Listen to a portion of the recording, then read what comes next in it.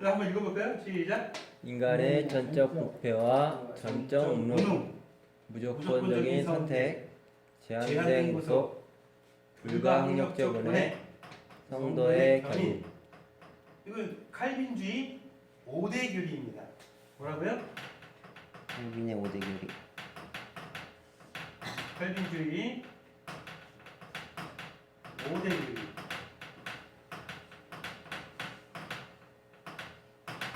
글씨 잘 쓰려고 보다 보니까는 정작 중요한 걸 안 썼어요. 칼빈주의 5대 교리. 글씨 잘 쓰죠? 자꾸 글씨 하시면 칼빈주의 5대 교리 우리에게 그게 왜 필요할까요? 칼빈주의 5대 교리. 우리 구원에 관한 성경의 메시지, 성경의 내용을 가장 성경 말씀 안에서 진리 안에서 올바르게 이렇게 표현한 게 칼빈주의 5대 교리라고 우리가 생각하면 되겠습니다. 왜냐하면 이 부분에 의해서 뭐가 갈린다고 했죠? 제가 기억하시나요? 교리가 갈려요. 교단이 갈린다라는 거죠. 교단이. 기독교라고 해서 다 똑같은 기독교가 아니죠. 여러분들이 생각했을 때는 기독교 교파가 참 많죠. 뭐가 있죠? 감리교, 감리교, 침례교, 성결교, 그리고 기독교의 그 교파가 이렇게 있는 거예요. 기독교의 교파가 장로교, 감리교, 성결교, 침례교, 그다음에 뭐 하나님의 성회 이렇게 많이 있어요 우리나라에. 이게 다 이제 같은 기독교라고 분류되고 뭐 이단이라고 불리는 게 있지 않죠. 근데 그 장로교 안에도 이단이라고 불리는 데가 있고 감리교 속에도 이단이라고 불리는 데가 있고 다 그런 식으로 되어 있는 거죠. 그러면 이게 장로교의 가장 두드러진 특징이 바로 이 칼빈주의 5대 교리예요. 이게 왜 이렇게 나왔느냐? 이게 17세기 때 정확히 1618년도 1618년도면 이제 조선 초기에서 중기로 넘어가는 그 단계 정도 되겠죠. 좀 오래됐어요. 1618년도에 네덜란드에서 여러분 알미니우스라고 들어봤죠? 알미니우스. 네덜란드 신학 교수 알미니우스라는 사람이 있는데 제임스 알미니우스 이 사람이 5개의 교리를 만들어서 그때 당시에 모든 교회에게 내 5개의 교리로 만들었으니 이 교리가 사실 온전하고 맞는 것이다. 반박할 수 없을 것이다. 이것을 교회의 공식적인 교리로 인정해달라 해가지고 교리를 만들어요. 그래서 그것을 가만히 읽어보니까 이 칼빈주의 신앙을 가지고 있던 개혁주의 신앙인들이 딱 보니까 뭔가 잘못돼 있어요. 문제가 있어요. 그래서 그것을 대항하기 위해서 나온 것이 뭐다? 칼빈주의 5대 교리다. 우리가 이렇게 보면 되겠습니다. 우리는 어디죠? 칼빈. 우리는 장로교죠. 장로교의 뿌리가 어디라고 봐요, 여러분? 장로교의 뿌리. 칼빈. 우리가 종교 개혁자들 하면 3명 딱 눈에 띄는 3명이 있어요. 첫 번째는 루터가 있죠. 그 다음에 쭈빙글리가 있어요. 쭈빙글리. 그 다음에 또 한 명 칼빈. 이 칼빈 대표적인 종교 개혁자 3명인데 그 중에서 이 칼빈의 영향력을 받아서 생겨난 게 사실 장로교예요. 쉽게 말해서 이 칼빈주의의 영향을 받은 이 개혁주의 신앙인들이 스코틀랜드 알죠? 스코틀랜드에서 이제 성장하기 시작한 게 바로 이 장로교의 뿌리라고 보면 되겠습니다. 그러면 장로교가 먼저 나왔을까요? 감리교가 먼저 나왔을까요? 아니죠. 장로교가 먼저 나온 거예요. 자, 감리교를 창시한 사람이 누구예요? 웨슬리. 그렇죠. 알미니우스의 제자예요. 그러니까 이 웨슬리, 요한 웨슬리가요. 가장 영향력을 많이 받은 사람들 중에 하나가 칼빈이에요. 그러니까 칼빈에게 영향력을 받은 사람이에요. 칼빈의 신학을 굉장히 존중하고 그것을 배우고 그렇게 사는 사람인데 그 사람이 가만히 보니까 칼빈주의에는 몇 가지 문제가 있는 것 같다. 그래가지고 만든 게 사실상 뭐예요? 감리교예요.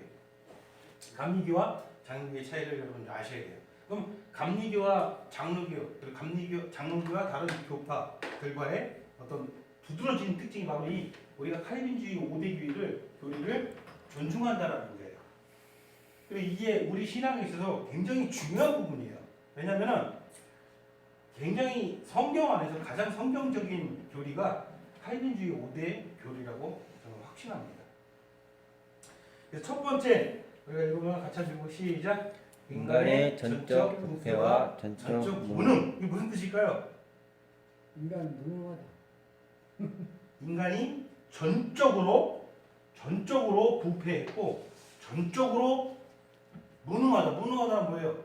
너무 능력. 능력이 없다. 자기를 구원할 그 어떤 능력이 아예 없다라는 거예요. 인간은 그렇게 전적으로 부패한 상태에 있다라는 거예요. 동의하십니까? 성경이 이것을 말하고 있다는 것이죠. 인간이 죄 중에서 출생을 했고, 성경이 말하는 건 뭐예요? 죄 중에서 출생을 했고, 본질상 영적으로 사망 상태에 있는 상태에서 영적으로 죽은 상태에서 이 땅에 어떻게 되는 거죠? 태어난다라는 거예요. 그러니까 사람은 태어날 때부터 본질상 어떻게 돼 있다는 거예요? 죽어 있는 상태예요.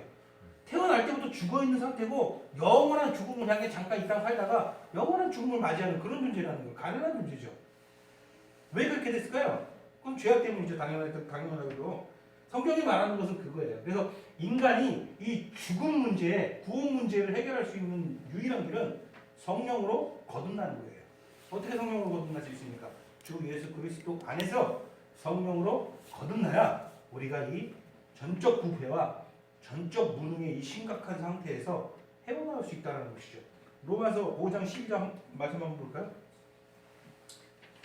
성경을 오늘 좀 찾아보겠습니다. 성경 찾아볼게요. 뭐라고 되어 있습니까? 5장 12절.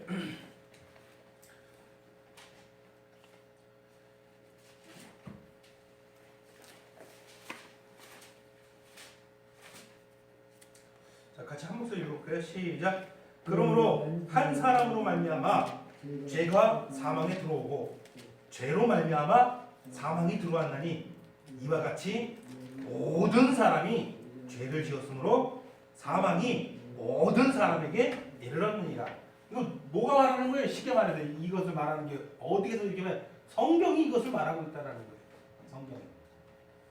인간은 스스로 구원할 수 있는 그 어떤 능력도 없고, 그리고 인간은 전적으로 부패된 상태에서 이 땅에 태어난다는 거예요. 죽은 상태.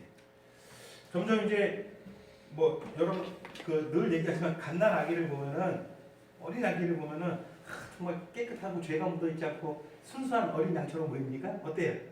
그렇게 보입니다. 그렇게 보여요? 우리 이제 강인과 자기성이 안처럼 막 지형 막 깨우려고 그러고 악을 막 써요. 어때요? 전혀 그 죄되지 않고 순수하고 깨끗한 존재로 보입니까? 간단하게 있을 때. 아니라는 거예요. 인간은 태어날 때부터 사실 부패된 존재, 죄된 존재, 죽어있는 상태로 땅에 태어난다는 것은 우리가 사실 살면서 많이 보게 되고 겪게 되는 것입니다.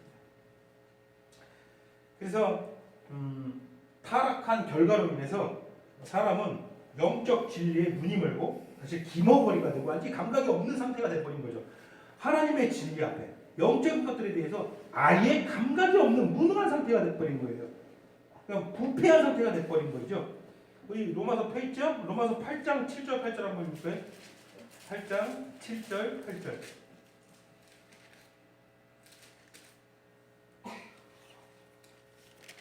같이 한번 읽을게요. 시작. 육신의 생각은 하나님과 원수가 되나니 이는 하나님의 법에 굴복하지 아니할 뿐 아니라 할 수도 없느니라. 뭐라고 되어 있어요?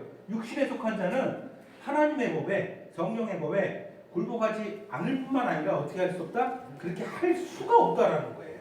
그러니까 전적 무능한 상태라는 거예요. 아무리 깨끗해 보여도, 아무리 순수해 보이고, 아무리 그 사람이 의로워 보여도 주 예수 그리스도가 없이는 인간은 완전히 무능한 상태라는 거예요. 사실 죄악이라는 거 앞에서. 그리고 죄된 모든 사람이 성령의 어떤 능력으로 새롭게 태어나기 전에는 기본적으로 성경이 말하는 것은 뭐예요? 그가 누구의 자녀다? 하나님의 자녀다? 누구의 자녀라고 얘기하죠? 마귀의 자녀라고 얘기하고 있다는 거예요. 그것을 말하는 게 에베소서 2장 1절 2절에서도 우리가 에베소 공부하면서 보면 우리가 그에게 마귀에게 속해 있었고 그를 따랐고 어둠의 겉에 잡은 자를 따랐다고 기록하고 있고 요한복음 8장 4절에 우리 주님께서도 이 세상에 있는 사람들을 보고 누구의 자식이라고 말씀하시죠? 마귀의 자식이라고 이야기했다. 그러니까 저와 여러분들은 태어날 때 이미 마귀의 자녀였다는 거예요. 우리가 그거 생각하여 잊어버리면 안 돼요. 우리 배성기 선생님 원래 누구의 자녀였어요? 마귀의 자녀였어요. 지금 우리가 개가 청소한 거 생각하면 얼마나 감사한 일입니까, 그렇죠? 근데 아직도 마귀의 자녀라는 놈은 마귀 있죠. 그러니까 의인이 하나도 없는 상태, 이게 성경이 말하는 거예요. 그것을 말하고 있죠.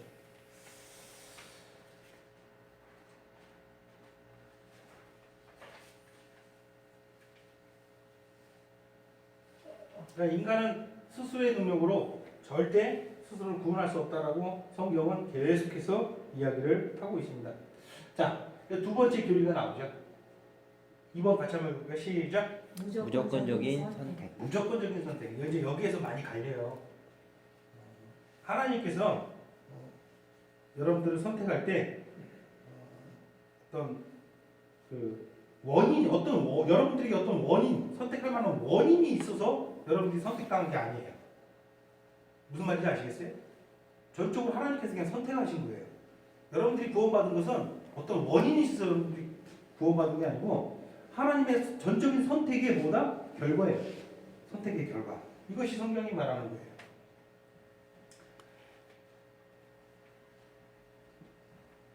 일반적으로 무조건적인 선택, 이 교리가 말하는 것이 하나님의 택한 백성이 있고 하나님께서 그 택한 백성을 구원하시기로 미리 선택하시고 예정하셨다. 이것을 성경이 계속 얘기하잖아요. 그렇죠? 근데 이게 맞는 얘기 같아요? 틀린 얘기 같아요? 맞는 얘기죠. 근데 왜 사람들이 이것을 거부할까요? 사람 생각에 맞지 않아. 사람 생각에 어떤 부분이 맞지 않는 것 같아요? 근데 공평하지가 않다고 생각했어요. 맞아요. 사람들은 하나님을 사람 기준에서 내려가지고 하나님을 끌어내려가지고 사람 기준에서 가지고 있는 공평함이라는 게 있잖아요. 이 세상 하나님과 상관없이 세상 공평함과 공정함과 정의를 부르시잖아요. 그 기준으로 하나님 갖고 내려와가지고 그 기준에 하나님을 맞춰버리려고 노력을 해요. 그러니까 그 사람의 기준으로 보면 무조건적인 선택은 공정해요, 공정하지 않아요? 공정하지 않아 보여요. 왜? 아니, 누구는 택하고 누구는 택하지 않고 뭐 이 사람이 댄데미에 있는 것도 아니고 이 사람을 보고 택한 것도 아니고 그냥 하나님 마음대로 하나님 멋대로 쉽게 말해서 이 사람은 택하고 이 사람은 버린다라는 것은 버림받은 사람은 얼마나 억울하냐. 아니, 사람 댄데미가 가지고 사람 택한 게 사람의 선행을 가지고 그 사람의 의로움을 가지고 택한 것도 아니고 그냥 하나님께서 일방적으로 택한 거라면 택함 받지 아니한 사람은 얼마나 억울하냐. 이런 논리가 돼버리는 거예요. 그래서 우리 성경은 늘 얘기하는 건 뭐예요? 토기자기와 칠그릇을 이야기하는 거예요. 주님께서 그 얘기 말씀하신 거예요. 토기자기가 칠그릇 만들었는데 마음에 들지 않으면 버릴 수도 있고 쓸 수도 있고 그건 토기자기 마음이다. 그죠? 그 자체가 불공정하게 느껴지는 거예요. 웬만하면 교회에서 토기장이나 그 질그릇에 대한 이야기 잘 안 해줘요. 사람들이 헷갈려 하니까.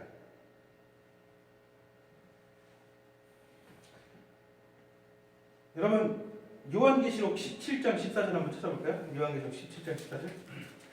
왜냐면 부인하고 싶어도 성경이 그것을 말씀하는 걸 우리가 절대 인간적인 기준에서 부인해서는 안 된다라는 거죠.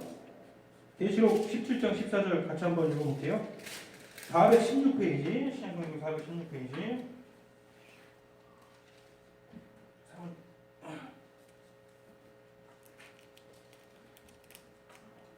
17장 14절 같이 한번 읽어볼게요. 시작. 그들이 어린 양과 더불어 싸우려니와 어린 양은 만주의 주시요 만왕의 왕이시므로 그들을 이기실 터이요 또 그와 함께 있는 자들 곧 부르심을 받고 택하심을 받은 진실한 자들도 이기리로다.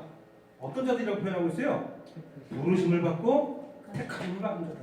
우리가 같이 공부했던 에베소서에서는 아주 더 창세전에 우리를 택했다라고 정확하게 2장에서 말씀하고 계시죠? 뭐 찾아보면요 끝도 없어요. 지금 여기 지금 제가 가지고 있는 이 교재에 그거 하나님께서 선택하셨다라는 교리와 관련된 그 지금 구절 성경 구절만 여기에 20개 이상이 적혀져 있어요. 다 찾아볼까요? 다 찾아볼 이유가 없죠. 왜냐면 성경이 그것을 얘기하고 있으니까 계속해서 이야기를 하고 있으니까 찾아볼 필요가 없어요. 하나님께서 우리를 선택해요. 선택은 구원 자체가 아니라 구원에 이르는 첫 단계라고 우리 기준에서 우리가 생각을 할 수 있어요. 구원에 이르는 첫 단계. 구원으로 선택된 자가 성령을 거듭나고 그리스도를 믿음으로 의롭다 칭함받을 때까지 계속해서 우리는 이제 그 구원이 이루어져 나가는 것이죠. 자, 그리고 이제 세 번째 중요한 게 또 나오죠. 뭐가 나옵니까? 제한된 구속. 이거 무슨 말일까요? 제한된 구속. 택함 받았다는 그 말하고 비슷한 거 아니에요? 택함을 받았다라는 택함 거와 받고 그렇죠. 하나님의 무조건적인 선택이기 때문에 따라오는 교리예요. 이어지는 교리죠, 정확히. 왜? 제한된 구속은 모든 사람을 다 구원하신다라는 게 아니에요. 제한적으로 하나님께서 선택하신 몇몇 사람을 구원하신다는 거예요.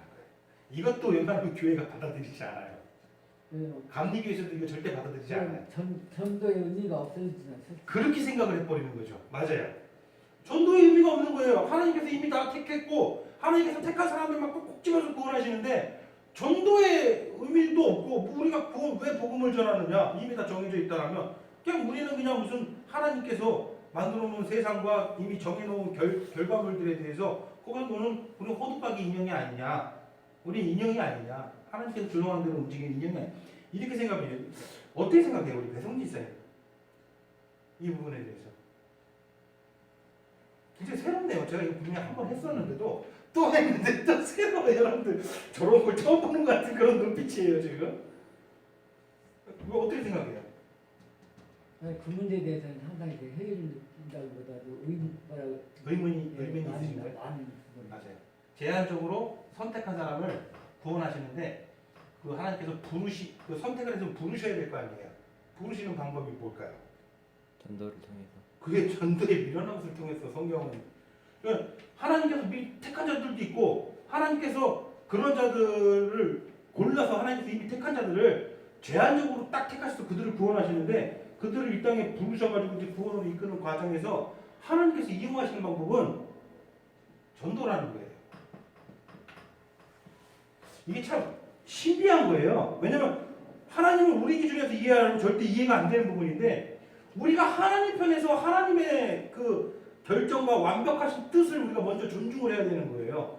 그러니까 하나님은 우리가 생각하는 것처럼 우리의 인격과 자유의지를 떠나서 움직이는 게 아니라 우리의 자유의지, 우리가 누구를 위해서 뜨겁게 기도할 것을 미리 아셨고 우리가 누구를 위해서 뜨겁게 전도할 것을 미리 아셨고 우리의 어떤 진리를 수호하고자 하는 우리 복음을 향한 열정을 가지고 어떤 저들을 통해서 내가 구원할 건지 다 미리 아셨다라는 거예요. 우리가 저기 있는 홍길동이를 데려다가 복음을 전해가지고 이 교회에서 그가 생명을 얻는 기적이 일어났다 칩시다. 우리는 그것을 미리 알 수가 없죠. 우리에게 지금 현재 일어난 일인 거예요. 그러나 그 모든 것들을 하나님께서 다 어떻게 했다는 거예요? 창세전에 이미 다 미리 아셨다라는 거예요. 우리가 최선을 다해서 복음을 전하고 노력하는 것 자체가 이미 창세전에 하나님께서 그것을 다 계획했다는 거예요. 근데 우리가 지금 이런 회의감에 빠져가지고 복음도 전하지 않고 복음을 전하고자 하는 의욕도 없고 복음을 전하고자 하는 의욕이 없다는 것은 예수 그리스도 사랑한다는 소리예요? 사랑하지 않는다는 소리예요? 사랑하지 않는다는 소리예요. 복음을 귀하게 여긴다는 귀하게 여기지 않는다는 거예요? 귀하게 여기지 않는다. 그것은 그건 뭐예요? 우리가 처음부터 하나님의 선택을 받은 적이 있었는가 한번 그것을 깊이 고민해 봐야 되는 문제라는 것이죠. 예를 들어서 우리가 과연 은혜를 받은 존재들인가? 이해가 되십니까? 전적으로 제한된 모습이에요. 적은 수. 적고 현착한 일로 적. 여러분들 다 이 제한된 구소원에 들어가 있는 하나님 은혜 받은 사람임을 기뻐 찬송하고 소원합니다.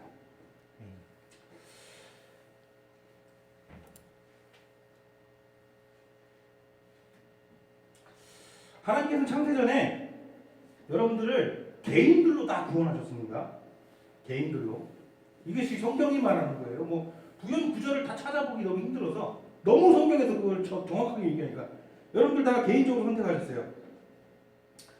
여러분들의 어떤 응답이나 여러분들의 행동하는 어떤 행위들을 기준으로 선택한 게 아니라 성경에 의하면 그런 것과는 전혀 무관하게 그냥 하나님의 선택의 결과이고 원인이 하나님의 선택에 있다. 그것을 기억하고 그것이 바로 제한된 구속 교리가 나온다는 거예요.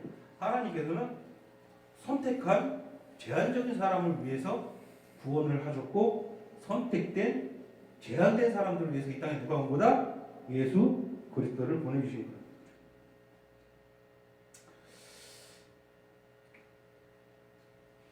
예수님의 그 사역, 우리 주 예수 그리스도의 구속 사업은 자기 백성의 완전 구원을 목적으로 하고 있습니다. 그것을 그리고 그 목적으로 하고 있고 그것을 선택하는 것을 최종적인 목적으로 하고 있습니다.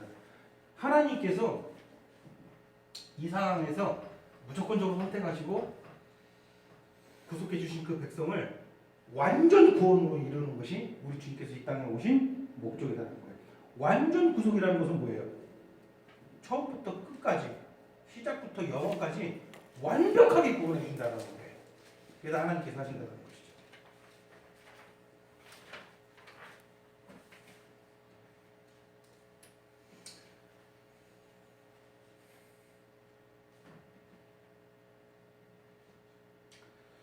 그다음에 네 번째 뭡니까? 같이 한번 시작. 불가항력적인 은혜.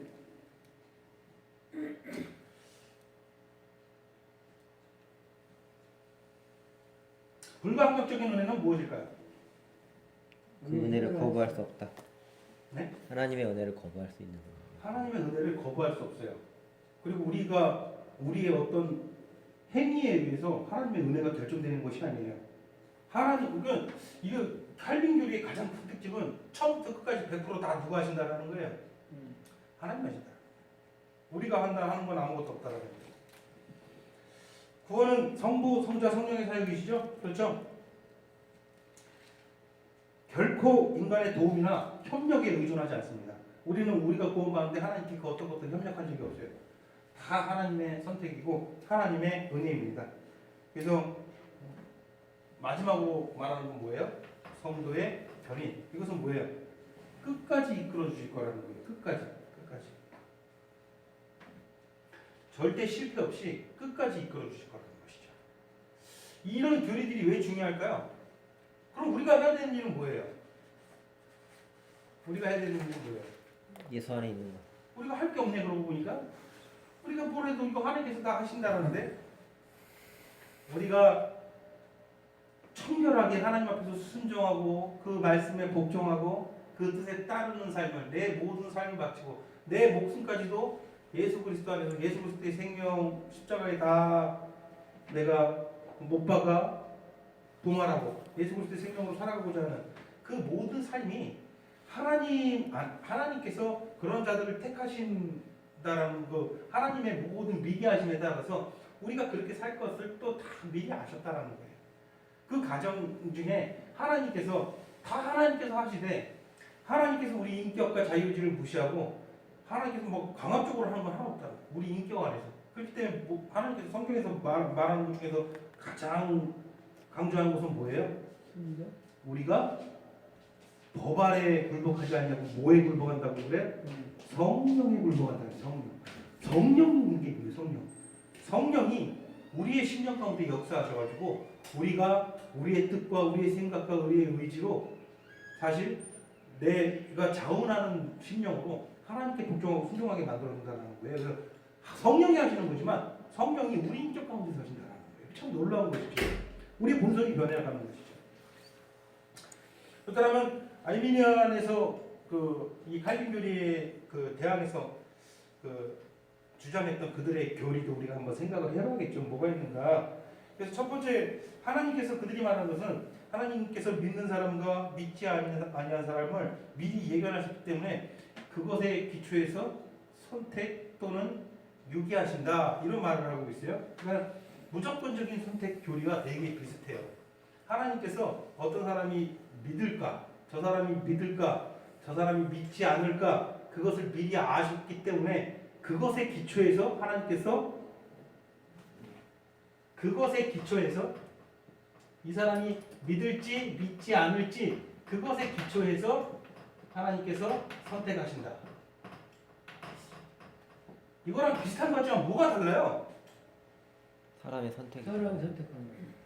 그렇죠. 이 사람이 믿을지 믿지 않을지 하나님께서 미리 내다보셨기 때문에 그것에 기초해서 선택한 게 아니라 하나님의 선택에 기초해서 이게 기초예요. 처음부터 선택의 기초에서 이 사람이 믿고 믿지 않는 것이 결정됐다는 거예요. 이게 결정적인 차이가 있는 거예요. 근데 이게 사람의 뜻에도 맞아요. 이게 사람의 뜻에도 맞아요. 사람의 뜻은 이것은 사람의 의지가 없어 보이는 거죠. 사실은 그게 아닌데. 무슨 말인지 아시겠어요? 이 사람이 믿을지 믿지 않을지 하나님께서 미리 내다보시고 그것에 기초해서 하나님께서 선택하신다. 이거는 그래 좀 일리가 있어 보여요. 근데 칼빈 우리 장로교가 말하는 것은 뭐예요? 하나님의 전적인 선택에 의거해서 이 사람이 믿지 않을지가 결정난다. 이렇게 돼버리는 거예요. 앞뒤가 바뀌었죠. 이게 맞는 것 같아요? 이게 맞는 것 같아요? 우리가 지금 믿는 신앙을 아랫게는 아랫게 맞는 거라는 거예요. 근데 사람이 기준으로 이게 맞아요. 이거 왜냐면 사람은 그냥 로봇 같아요. 사실은 그게 아닌데 거기에 대항해서 사실은 요한 웨슬리가 천재거든요. 사실 존 웨슬리가 신약 천재예요. 근데 이런 칼빈주의 교리에서 사람들이 착각을 많이 하고 오해들을 많이 하니까 자기가 따로 이제 알미니안 교리를 정립해가지고 감리교라는 교단을 이제 사실 시작하게 된 거죠.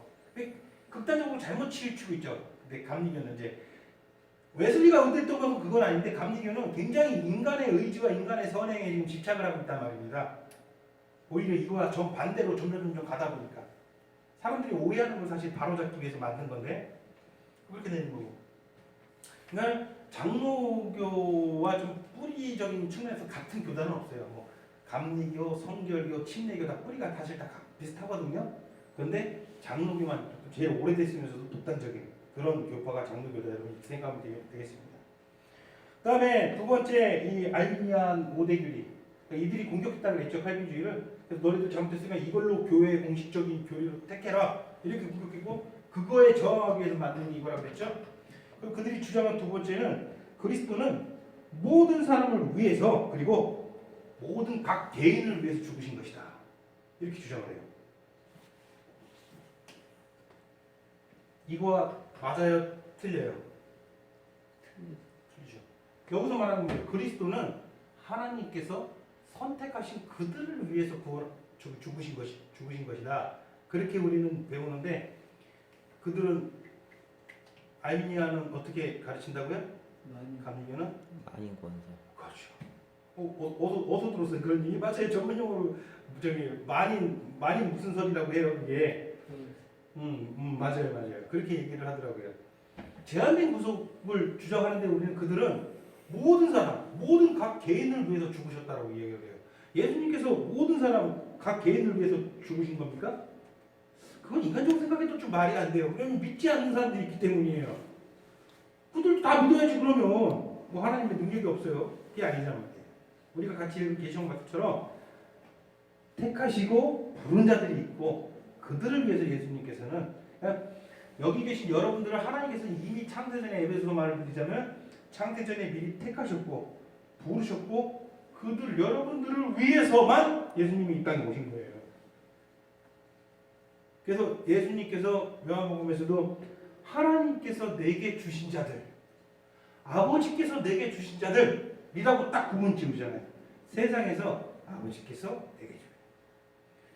베드로전서가 어떻게 시작하는지 베드로전서 1장 시작 한번 찾아볼까요?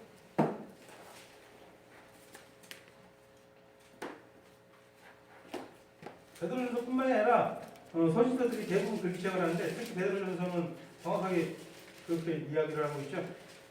베드로전서 1장 시작 어떻게 됩니까? 1장 2절 한번 볼까요? 시작. 곧 하나님 아버지의 미리의 아심을 따라 성령의 거룩하심으로 순종함과 예수 그리스도의 피 뿌림을 얻기 위하여 택하심을 받은 자들에게 편지한다. 자, 내가 그냥 단순하게 교회에 편지한다라고 써도 될 것을 굳이 그 교회의 특징을 열거하고 있어요. 베드로가. 자, 베드로는 예수 그리스도의 사도 베드로는 본도, 갈라디아, 가파도기아, 아시아와 비누시아 흩어진 나그네 곧 하나님 아버지의 미리 아심을 따라 성령이 거룩하게 하심으로 순종함과 예수 그리스도의 피 뿌림을 얻기 위하여 택하심 받은 자들이라고 딱 구별된 자들. 택하심 받은. 여러분들이 택하심 받았습니까? 여러분들은? 아멘. 자, 어떻게 할 수 있어요? 우리 장로님 택하심 받으셨습니까? 어떻게 할 수 있습니까? 이제 성경 속에서 배우는 증거를 보여주세요. 택하심 받은 네, 택하심 받은 증거를 보여주세요. 내가 그리스도를 확실하게 믿고 네. 나아갈 수 있는 그런 믿음이 있어요. 정확한 답은 뭘까요? 저는 증거를 보여드릴 수는 없어요. 성경이 말하는 게 그것이니까요. 우리가 가지고 있는 증거를 남들에게 보여줄 수는 없지만 내 안에는 증거가 있는 거예요, 없는 거예요? 각각 자기 안에 증거가 자기 안에 있는 거예요. 왜? 난 예수님의 것이니까.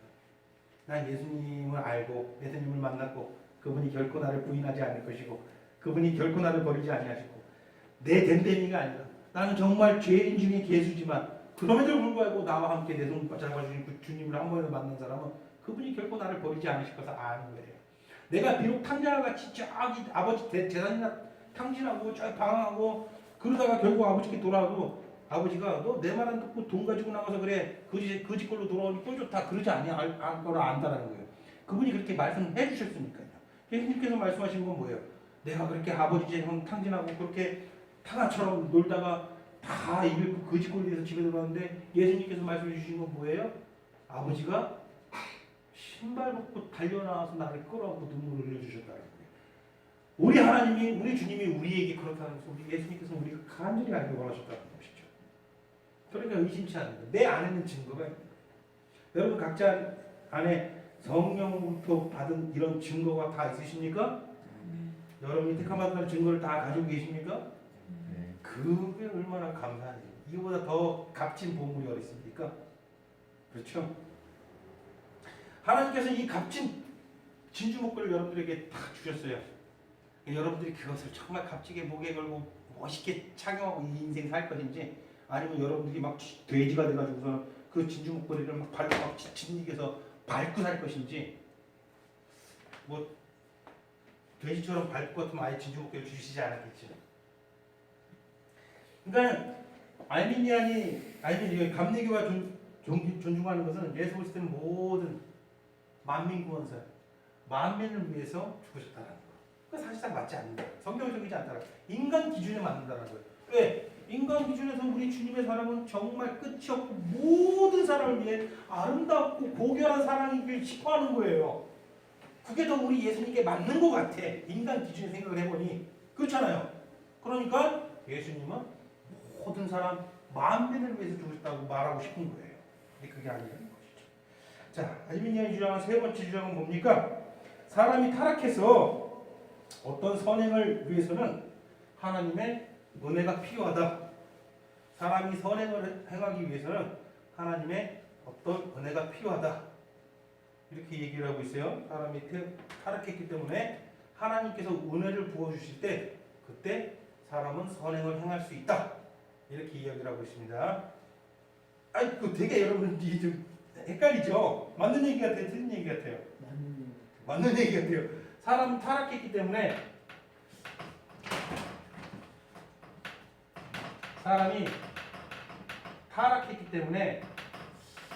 선행을 하기 위해서는 하나님의 은혜가 필요하다. 이렇게 얘기해 버리는 거예요. 근데 뭐가 지금 틀렸기 때문에 칼빈주의에서 이게 나온 거거든요. 이거랑 뭐가 달라요? 이게 한 끗 차이인데. 이거 했는데도 여러분들 다시 다 이렇게 머리가 백지가 돼 버렸네요.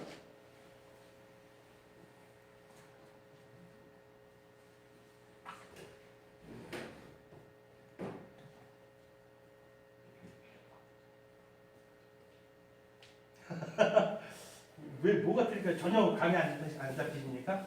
자, 그들이 주장하는 것은 사람이 타락해서 신앙생활을 한다거나 아니면 어떤 선행을 위해서는 하나님의 은혜가 필요하다라고 이렇게 얘기를 하고 있어요.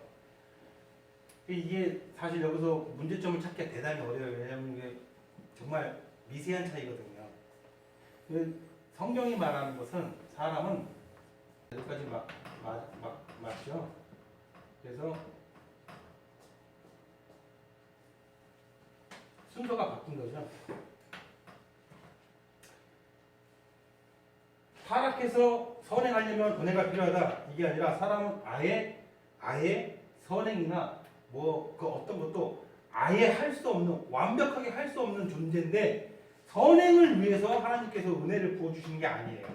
은혜로 선행했습니다. 선행을 위해서 선행을 하기 위해서 은혜가 부어지는 게 아니라 선행은 사실 하나님께서 베풀어 주신 모든 구원의 결과에 의해서 저절로 따라오는 것이지 사람이 타락해서 선행을 행하기 위해서는 은혜가 필요하다. 이게 왜 이게 문제가 있는 거냐면 선행을 해야 돼 우리는 하나님의 자녀니까. 근데 선행을 하기 위해서는 뭐가 필요해요? 하나님의 은혜가 필요해요. 그래서 선행을 하기 위해서 은혜 달라고 되게 많이 기도하거든요. 이게 맞는 얘기 같아요? 틀린 얘기 같아요? 하나님의 은혜로 선행을 거꾸로 된 것 같아요. 은혜가 앞에. 자꾸 행위가 중심이 돼버리면 사람이 하는 행위가 성경이 말하는 것은 뭐예요? 우리가 행위로 구원받을 수 없다라는 거 아닙니까? 우리는 절대 행위로서 구원받을 수 없고 행위로서 우리의 의로움과 신앙이나 선을 표현할 수 없다라고 얘기하고 있잖아요. 그러면 성경에서 말하는 선행이라는 것은 도대체 뭐예요? 우리는 타락한 거 맞아요. 타락해서 아무것도 선행할 수 없는 것도 맞는데 그렇기 때문에 우리에게 뭐가 필요한 거예요? 선행이 필요한 게 아니라 맞아요. 배지사님이 말한 것처럼 우리에게 전적으로 은혜가 필요한 거예요. 이 은혜에 의해서 선행이 부수적인 결과로 따라오게 되는 것이죠. 무슨 말인지 알아요? 그럼 이 은혜라는 것은 뭐예요? 하나님의 거두주십니다. 선물. 그렇죠. 이 은혜라는 것은 우리가 하나님께 가까이 갈 수 있는 거예요. 예수 그리스도께서 베풀어 주신 모든 것들이 사실 그리스도 안에서 살기 위해서 우리 노력해야 되는 거예요. 제일 이 땅의 교회의 큰 폐단 중에 하나가 이게 중요한 건데 이 땅의 교회들이 선행에 대해서는 강조하면서 그리스도의 생명으로 살고자 하는 의지들은 없어요. 그냥 세상 정욕과 세상의 가치들을 추구하는 것은 굉장히 민감하게 그런 것들에 대해서 굉장히 관대하게 열어두고서는 그런 것들을 쫓는 것들에 대해서 크게 제지하지 않으면서 그런 것들을 쫓으면서 어떻게 우리가 참된 선행을 할 수 있습니까, 여러분? 이게 가능하다고 생각하세요? 내가 열심히 돈 버는데 현안이 돼가지고 내 사업 빌리고 내 배 빌리고 내 재산 모으는데 집중하면서 그러면서 내가 교회도 다니고 그러면서 내가 고아원에 가서 봉사도 해주고 내가 그러면서 어려운 일을 때도 돈도 많이 내 헌금도 많이 내 근데 내가 잘하는 신앙이 돼버리는 거예요. 여러분 이게 잘하는 신앙입니까? 본질적으로 중심을 보시는 하나님 앞에서 이게 얼마나 이게 구역질하는 행위입니까? 내가 지극히 하나님을 쫓지 않고 그리스도의 생명을 쫓지 않고 예수 그리스도 안에 있는 가치들을 쫓는 것이 아니라 세상의 정욕을 쫓고 세상 가치들을 쫓고 그것들을 쫓으면서 내가 많이 얻게 되었으니까 이제 뭐 어떤 선행을 함으로써 하나님 앞에서 올바르게 살아간다고 착각을 해버리는 거예요. 이게 지금 가장 큰 문제가 바로 이거예요. 감리교의 가장 큰 문제가 사람 선행에 중점을 두고 있다는 거예요. 그 사람의 중심이 그리스도 안에 있는지 예수 그리스도의 생명으로 살아가고 이 세상에 있는 죄된 정욕들을 정말 그것들을 싫어하고 그것들을 배설물로 여기고자 하는 그런 의지가 있는지 더욱더 참되신 진리의 하나님 앞에 더 나아가고자 하는 의지가 있는지 거기에 관심이 없는 거예요. 인본주의적이죠. 자, 타락을 한 건 맞아요. 타락을 했죠. 그러니까 필요한 것은 선행입니까? 은혜입니까? 은혜죠. 은혜죠. 이게 앞서는 것이죠. 이게 앞서는 것이죠. 은혜를 받은 사람은 어떻게 살아가죠? 성경에서 계속 오늘 성경 5절 말씀에도 똑같은 얘기했죠. 은혜를 받은 사람은 어떻게 살아갑니까? 그리스도 안에서 그의 생명으로 살아가는 거예요. 날마다 십자가에서 죽는 거예요. 바울과 같은 고백을 하는 것이죠. 그렇기 때문에 거기에 따라서 성령의 역사하심으로 이게 내 제된 도성은 날마다 어떻게 되죠? 날마다 사라지고 내가 성령에서 날마다 거듭난 삶을 사는 것이죠. 이게 성화라고 그랬죠. 이게 선행은 따라오는 것이죠. 거기에. 근데 여기에 선행을 먼저 앞세우고 우리가 타락해서 선행을 해야 되는데 왜 선행을 해야 되는지 밑도 끝도 없어요. 선행을 왜 해야 돼요? 왜? 그게 하나님 좋아하시는 거니까. 그렇게 하나님께서 선행을 좋아하십니까? 참된 생명을 좋아하십니까? 네? 하나님께서 쉽게 말해서 우리의 선행을 더 좋아하십니까? 독생하신 아들 예수 그리스도의 그 보배로운 생명을 더 좋아하십니까? 우리가 그 보배로운 생명 안에서 발견되는 걸 더 좋아하시겠습니까? 단순히 선행을 쫓는 것을 더 좋아하시겠습니까? 단순히 우리가 선행을 좋아하시면 예수께서 이 땅에 오실 필요가 없는 거 아닙니까? 타락을 때문에 우리가 선행을 해야 되는데 이게 앞서는 거예요. 그렇기 위해서 뭐가 필요하다? 은혜가 필요하다. 선행을 위해서 은혜가 필요하다. 아니라는 거죠.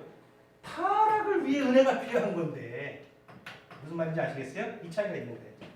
감리교에서 주장하는 게 한 끗 차이예요. 한 끗 차이인데 처음 시작은 이렇게 별반이 가까이 붙는 것 같은데 시간이 점점 흐르니까는 살아가는 방식과 가치관에 있어서 이렇게 멀어져 버린 거예요. 감리교와 장로교가 지금은. 무슨 말인지 아시겠죠? 자, 마지막 그들이 주장하는 거 의외로 시간이 많이 가네요. 여러분들이 머리가 백지가 돼서 그래요. 자, 마지막 다섯 번째 그들이 주장하는 거 참으로 중생한 자가 확실히 신앙으로 인내할 것인가는 더 지켜볼 필요가 있다. 중생한 신자가 신앙을 잃어버리고 구원을 잃어버릴 가능성이 있기 때문이다. 이게 그들의 주장이에요. 다시 한번 중생한 자가 중생한 자는 신앙을 갖고 있다는 것이죠. 그 신앙을 끝까지 잘 지키고 인내할 것인지는 지켜볼 필요가 있다. 그가 지금 가지고 있는 이 구원을 잃어버릴 확률이 있다는 거예요. 왜 이런 교리가 나왔을까요? 그들에게서. 중생이 사람 그 중심에 있는 걸로 생각했기 때문에. 맞아요. 우리가 이 교리를 인간 전적 아무런 능력이 없고 전적으로 전적으로 부패한 존재다. 우리는 정말 아무것도 가지고 있을 수 없다. 우리가 가지고 있는 어떤 걸로도 우리를 구원할 수 없다라는 거예요. 그렇기 때문에 한 가지 방법밖에 없는 거예요. 하나님께서 무조건적으로 어떤 사람 됨됨이를 본 것도 아니고 어떤 우리가 가지고 있는 어떤 원인, 우리가 종이컵이라도 이게 선한 종이컵인데 요거라도 좀 봐주세요. 이거 원인이 여기 있는 게 아니라 100% 하나님께서 선택한 결과에 의해서 구원받았어요. 그래서 그 선택한 자들을 위한 예수 그리스도의 사역이 있었죠. 그러다 보니 사람들이 어떤 착각을 해요. 우리는 아무것도 안 해도 되는구나. 우리는 할 게 아무것도 없구나. 우린 그냥 가만히 있으면 되는 거구나. 왜? 다 하나님이 하니까. 그러니까 웨슬리가 이걸 가만히 보니까 야, 이거 사람들이 뭐 이거 선하게 살고 노력도 안 할 것 같고 이렇게 하면은 복음을 전하려고 할 것 같지도 않고 지들 멋대로만 살려고 할 것 같아. 이거 사람들이 점점 이렇게 실제로 그렇게 하는 사람들이 또 있었어요. 이거 바로 잡아야 되는데 어떻게 바로 잡을까? 그러니까 말하는 게 이거예요. 중생한 건 맞는데 지금은 끝까지 그것을 인내할 것인가, 그 구원을 끝까지 지킬 건는 확실하지 않다. 잃어버릴 가능성이 있으니까 우리 끊임없이 노력을 하고 선행을 하고 우리는 기도를 해야 된다. 이렇게 주장한 거죠. 근데 뭐라 그럴까? 그 벼룩 잡겠다고 초가상간 다 태운 격이죠. 벼룩이 있었어요. 벼룩이 있었어요. 이것 때문에 이 자체가 잘못된 게 아니라 이것을 잘못 바라보는 일부 사람들이 어리석음이 있었어요. 벼룩이 있었는데 그 벼룩 잡겠다고 초가상간 다 태워버린 거예요. 성경 자체를 사실 거스르는 짓을 한 거죠. 결국은. 이게 왜 틀립니까, 여러분? 전적 무조건적인 선택. 성경이 말하는 곳에 길을 닫아버린 거 아니겠습니까? 성경이 말하는 건 뭐예요? 중생한 자의 구원은 끝까지 누가 책임진다라는 거예요. 하나님 책임이. 그게 성경이 계속 얘기한 거잖아. 성경에 없는 내용이야. 성경에서 계속 그걸 얘기하잖아요. 예? 내게 주신 자 중에 내가 하나도 잊어버리지 않을 것이다. 이거 누가 하신 말씀이에요? 우리 주님께서 하신 말씀 아닙니까? 우리 시간이 좀 많이 지났는데 성경 구절 하나만 더 찾아볼까요?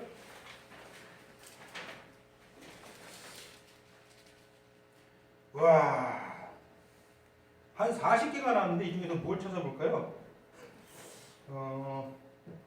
골로새서 한번 찾아볼까요? 골로새서 3장 3절 한번 볼까요? 골로새서 3장 3절. 이거와 관련된 성경의 구절이 지금 40개가 넘게 기록이 돼 있어요. 그만큼 많다라는 거예요. 그 중에 하나만 제가 찾아볼게요. 골로새서 3장 3절 4절.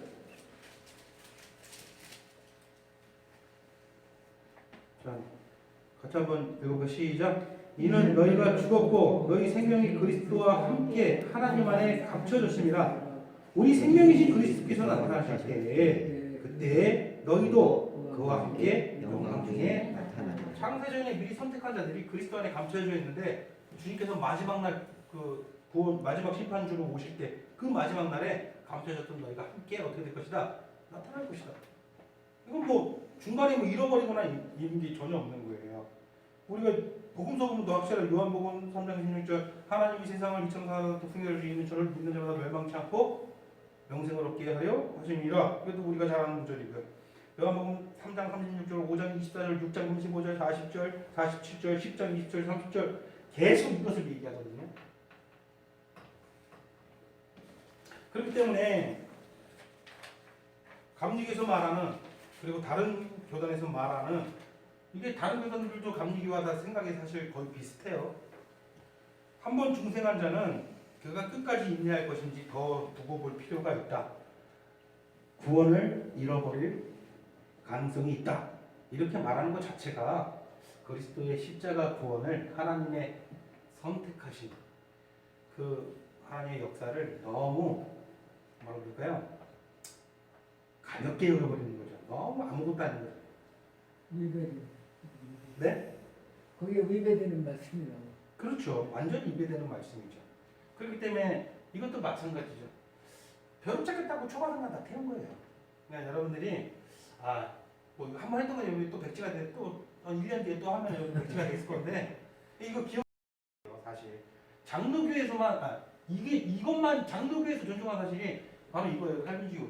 다른 교단들은 다 알미니안의 오대기 그것을 존중하거든요. 대부분. 무슨 말인지 아시겠죠? 성령의 작용과 우리의 자유의지라는 측면에서 사람들이 쉽게 이해하고 받을 수 있는 방법으로 그냥 만들어버린 거죠. 그래서 다시 한번 보세요. 인간의 전적 부패, 전적 무능 맞죠? 하나님께서 무조건적으로 선택하셨죠? 그리고 하나님께서 선택하심에 따라서 제한된 구속을 위해서 예수님께서 이 땅에 내려오신 거예요. 말이 제한된 구속이 예수님의 구속은 완전한데 그 대상에 의해서 제한적이라는 거예요. 대상에 의해서. 그리고 그렇게 해서 왜냐하면 인간의 노력이 1도 안 들어갔죠. 여러분 성경을 읽어보면서 늘 느끼는 건 뭡니까?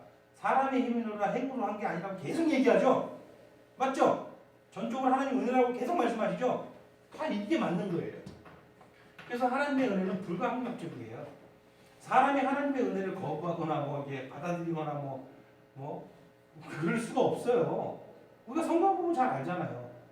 자, 하나님의 은혜가 다소 사람 사울에게 임했습니다. 그때 다소 사람 사울이 어떻게 됐습니까? 거부했습니까? 나 거부하고 싶은데 그랬어요? 나 지금 예수쟁이들 잡으러 가는데 나 지금 예수 믿는 자들 그거 더 오게 많이 잡아가지고 죽이기 위해서 지금 허가받으러 가는 길인데 난 거부하겠습니다. 내가 왜 당신의 사도가 됩니까? 그랬습니까? 아니죠. 그냥 불가항력적이 받아들일 수밖에 없는 거예요. 그래서 그 이후로 다소 사람 사울이 아니라 사도 바울이 된 거 아니겠습니까? 여러분들도 마찬가지예요. 여러분들이 거부할 수 있었습니까? 하나님께서 이렇게 전적으로 택하셨는데 여러분들 거부할 수 있어요? 여러분 거부할 수 없어요. 거부할 수 없다고 해서 여러분들의 자유의지가 인격 없이 지금까지 하나님 성대했습니까? 절대 아니죠. 절대 아니라는 거예요.